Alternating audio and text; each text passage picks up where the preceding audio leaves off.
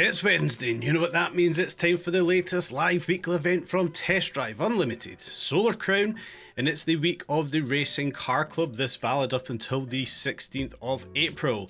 This is the week of the Racing Car Club, and this week will showcase all types of track cars and breakneck speeds. Turn up the volume and set off for the first bend. It is looking to be a promising event overall, guys. Some exclusive rewards, an old leather jacket and a sticker. Not going to get into that. We're going to focus on the event itself and some very interesting races we have got. First of all, the iconic Rivalry 6.5 mile 3-lap dry circuit race. It's Corvette C7ZR1 and the Ford GT with a max RP of 750. Now, it's not quite clear if it is any Ford GT or the 2016. We'll get a look at that one shortly, of course. Over on to the second race, the GT Showdown. 7.2 mile dry sprint. Once again, love that one.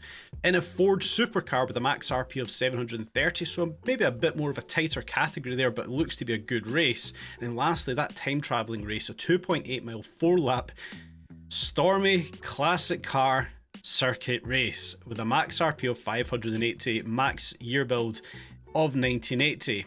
Now, it's going to be a difficult race. We of course done that track just a few live weekly events ago.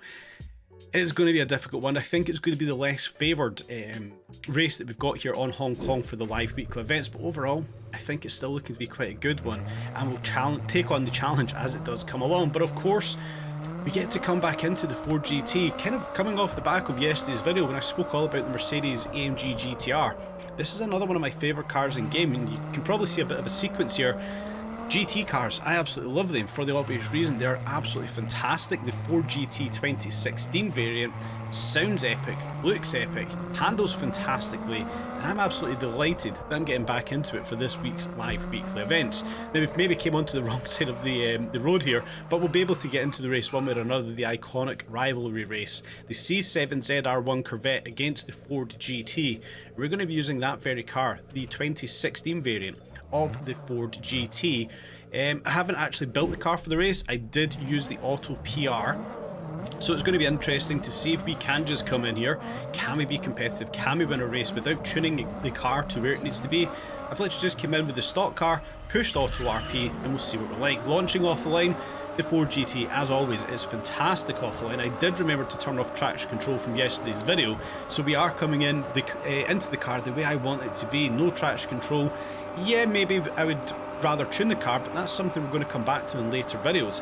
In through the first couple of corners here, it does of course tighten up, and the CR7 in front of us there, it did cut the nose off of us, so we did have to compromise our wrench, which of course compromised the right-hander just there. We did get clouted from the rear end from another AI car, but overall we've managed to create a little bit of a gap there. We are struggling back a little bit from Sean in second place, trying to find the grip where it is here with the stock tyres on the Ford GT.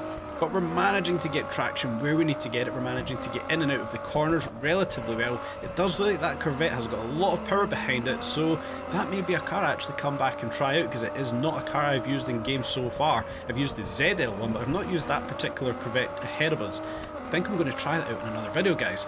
But as it is, we've got a little bit of ground. It seems like Sean in the Corvette head is keeping, you know, the distance away from us around about a second. So we do need to clean up as we do come back on towards the oval section of the Hong Kong specific racetrack here. We're going to stick to the wide left and try to cut back in here. I was going to attempt to cut up the inside of Sean, but the AI, as we can see, isn't really mapped ideally there, and they did push the brakes mid-corner. Kind of compromised what I wanted to do. I wanted to have a little bit of a switchback dive down the inside, but with them touching the brakes, it actually opened up the track, and we've managed to break a lead ahead of the rest of the AI. Unfortunate as it is, I would like the AI mapping to be better, but overall, I'm not going to grumble with managing to open up a 2.5 second lead into lap number 2. We obviously get a better entry into the right hand corner. We just went around there, no compromise with the AI crashing into us this time round. Fantastic. A little bit wide coming out there, but it's actually set us up alright for this little right hander here. Switch back over to the left hand side, try to keep the back end in check. It does just step out a little bit, but we'll push forward, we'll persist, and we will get the foot back down here, down the straight into the right hander. Can we clip an apex? We do not. We do go incredibly wide there as well. A little bit of balancing needed for the GT. It does seem it is understeering, and it is also oversteering, so we do need to try, or I do need to try and get the balance set up a little bit better on the 2016 Ford GT. As we can see coming into the braking zone just there, a lot of understeer under braking, and it just completely missed the apex. We'll push back to the left again, back onto the oval, with the back end again stepping out. Now yes, we do have standard road tyres fitted. Obviously we're going to lose some traction even under that heavy load zone right there, losing traction on the back end. So yes, the standard road tyres were going to be compromised in terms of traction, but also not having a specific build on this. You know, you guys know I like to come back in and build each car when I race them, so I'm going to have to spend some time perhaps in this, or maybe just in the Corvette. I'll decide that over the weekend when we obviously come back to do better attempts at these races. I'll maybe come back in and decide how I'm going to build this, because I feel like the understeer and oversteer can be improved. The brakes, as always, I do feel I can always improve the brakes in the cars to the way I like to drive them. You know, it's going to be different for everyone, but in its stock format here, the Ford GT is more than capable of winning this race. First and foremost, as you guys can see, we've got a good lead over second place, the rest of the pack much further back. But adding on a specific tune, building or tailoring the car to the way you want it to be, the Ford GT is an absolute weapon in this game. I truly do love it, so it's going to be good to come back and see what kind of time we can set overall. 4.5 up towards 5 second lead now through this little tricky section here. Left-hander into a right-hander again, not quite clipping that apex. It's probably going to be a bit of a late apex on that one actually, but we'll push forward, swing left. Can we keep the back end under control as we hit the right-hand side here? Again, a little bit of sliding, not as bad as the previous lap, into the heavy right-hand turn right here. Again, lots and lots of understeer. Really compromised on our entry and our exit there, but we'll cross that start finish line with a very easy win for the first race. A fantastic race that was, picking up the first 10 points of the 100 points required for this week's live event. Now that means we can come and rinse and repeat these races, essentially 2 wins per race, and you're going to knock off this week's live event in some very easy fashion if that first race is anything to go by. Now, yeah, we managed to race the Ford GT. I think I'm going to come back and, you know, try out... Whoa, that was very close. I'll probably come back and try out the Corvette as well, because that did sound fantastic. It launched fantastically off the line, and we obviously had to catch up with that one. So we'll come back to that at a later date. Heading over to the second race, the GT Showdown, the Ford supercar race with a max RP of 730. Now, it's a dry 7.2 mile sprint. And I don't want to use this car again. I want to kind of switch things up. And there's another Ford I've got in the garage that I absolutely love in this game. And it is another Ford GT, the 2006 variant. I absolutely love this car. Now I have of course stripped it back once again. Auto RP for the race, so I'm not quite sure what parts are fitted, but I do know it does have semi-slick tyres. I can see that when we came into the race. I probably would have came into this race with the standard road tyres due to the compromise we've got with RP. But again, we can come back and readdress that at a later date. I kind of want to come in here in the most basic format possible with no tune applied to the GT once again and see just how competitive we can be. Nice challenge up ahead here with the 2006 red GT driven by Alex, side by side in through the first couple of corners. We're going to have to be quite cautious in case these guys want to dive bomb us on this sprint race, which is always, as always, fantastic. I like things to be a little bit competitive. Coming downhill, switching left and right, which is always good. It's a nice flowing track, or early entrance to this track here. I actually know this sprint. We did actually do this on a video just a few weeks ago, so it's fairly fresh still in the memory. As we do come across the bridge, Alex is just behind us, under a second behind us. We can actually just see him in the mirror there in the red GT. As I lift, I probably should have fully committed. We know we can take the dirt road on the right hand side a little bit to cut the track and not lose any momentum, but I did pussy out of it and I did lift, and it has opened that door. Alex is on the back of us, just a tenth behind us as we do come downhill. Are we going to be able to outbrake him? Yeah, we do. We managed to carry a lot more speed. Alex far more conservative coming onto this little bridge section right there.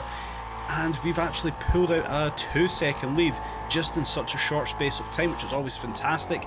Left hand hairpin right here. Can we get the power down quickly enough? Again, we can. So those semi-slick tyres might actually be a wise option to have fitted here, but it's going to compromise the acceleration and the top end speed that we're going to have with the Ford GT. This is a very quick sprint race that we have got here. Heavy braking zone right here. How's it going to survive this one?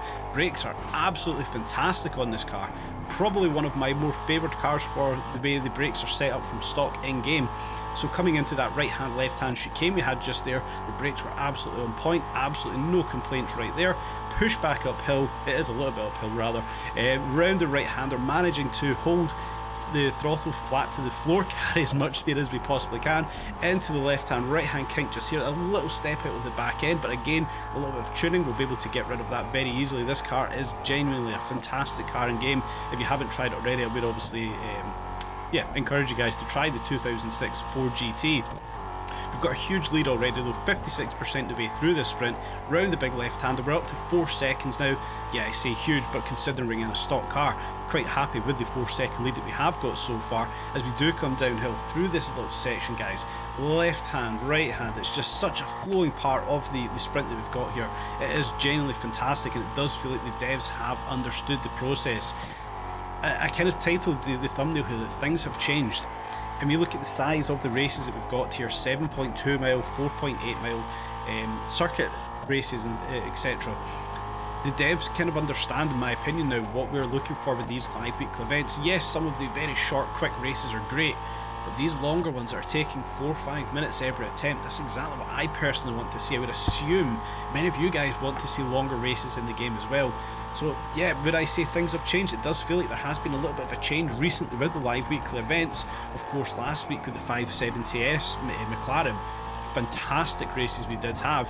Into this week for the first and second races, absolutely on point. Very impressed with the drop that we have had once again. Back to the race itself, we're still holding around about a 5-second lead with almost 15% of this race left. Nice little tricky section here, left hands and right hands once again. I think with improving it with a little bit of a tune, obviously we don't really need to touch the brakes all too much, which we can see here, this thing stops on a dime. But getting rid, like the 2016, the 2006, if we can get rid of the understeer, oversteer that these do have, I think this one suffers less than the 2016. But if we can get rid of that understeer, these things are going to be absolutely fantastic. As I say that, we hit the brakes and I have a lot of understeer coming around that left-hander there. So yeah, there is still little improvements that we can make over time. Downhill into another right-hand hairpin there. Apologies, a right-hand hairpin just there. Probably could have been a little bit quicker, carried a little bit more speed in, but we're in a stock car, it's all good. We'll push forward to the start-finish line, or the finish line once again. Take another easy win there, guys. Getting fumbled with the words. Another 10 points. We're now 20 out of 100 required to complete off this week's live weekly event. But the Ford GT, the 2006 variant, guys, if you haven't tried it, I do tout it as a fantastic GT car in the game once again. Yeah, GT cars, I think, are the way forward. Absolutely love them in this game, in any game. And it's been good to be able to explore them again in this week's live weekly events. We'll push forward to the third and final race here on Hong Kong Island, and it's the one I wasn't really looking forward to, the time travel 4-lap circuit race, and it's stormy. It's going to be unbelievably wet in a 1980s supercar with a max RP of 450. Now I was instantly thinking, what cars could we be using?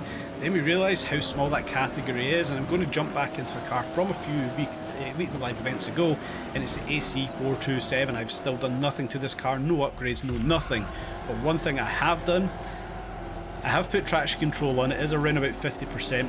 I've not even tried this race without traction control, but I didn't even want to contemplate it as I touch a bush and completely come to a stop. I'm going to get onto that in another video because there has been some updates from Alex 7, what's to come, with a patch potentially even this month. I'm going to cover that off in another video, guys, so stay tuned for that one. But the race itself here, in a very torquey, very powerful rear-wheel drive American muscle car, I wasn't particularly looking forward. I didn't think we were going to get any traction whatsoever, and we can see the back end is all over the place, but we can actually have some fun. Maybe you like drifting, this is going to be the track for you. The back end will just constantly step out on you. You can fly this around every corner, let the back end flow out. You can actually get some fantastic power slides going on as the AI crash into lampposts and kind of get put off with that a little bit, hitting the curb on the outside. But we're up in first place now. It's going to be what I would assume easy sailing, probably quite a fitting word, sailing, considering how much rain's falling, towards that finish line. Obviously we've only just came on to lap 2 here, in through the left hander. We can just let this back end flow around. The traction control is going to be our friend here. Really not making the best of attempts at this race overall, but I'm just having a little bit of fun, guys. I'm not trying to be the fastest on this one. Have a huge power slide round the right hander, I just want to come in and enjoy this AC427 like we did a few weekly events ago.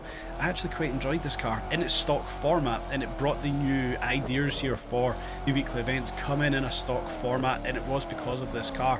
I had a fantastic amount of fun with it. Yes, it's a handful. Yes, it's very unpredictable. But when you actually start to play with this car and just kind of experience it, it is actually a lot of fun to drive in its stock format. Yes, we're going wide. Yes, we're hitting curbs. Yes, we're coming to sudden stops, touching bushes.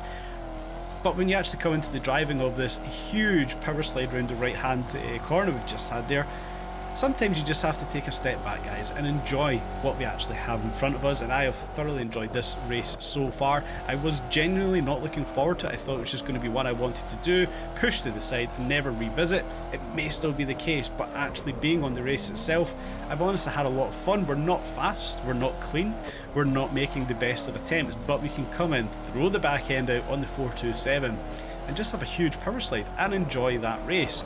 And as you can tell, I've had a smile on my face talking about this race the whole time, and even in that race I generally had a smile on my face throwing an old 427 into a corner, letting the back end slide out, listening to the exhaust roaring. Genuinely had a lot of fun with that one, and of course it was another easy win on the board in the 427, where we obviously took out another 10 points, 30 points for the weekly event out of 100. We're going to cover off the other two in tomorrow's video over on the Ibiza map. But as it sits, yeah, like I kind of titled it, guys, I do think things have changed. I think the devs have understood what we want now. Obviously, since the inception of the weekly events, I have said they're the heart and soul of the game. With the updates for Season 3, I was thinking that might go away, but I still feel these are to be the heart and soul of TDU. I enjoy every week coming back, firstly to see what events we've got, then coming back through specific races, choosing perhaps a different car or tuning the car, changing parts, whatever it may be. It fills me with a lot of joy to come back and experience them every week, and this week is absolutely no exception. But the addition this week of longer races, I give them credit. I think they've done a fantastic job of this week's live events. Let me know your thoughts in the comment section down below, guys. If you haven't done so already, as always, please do smash up the like button and consider subscribing. Stay tuned for more updates on Test Drive Unlimited Solar Crown.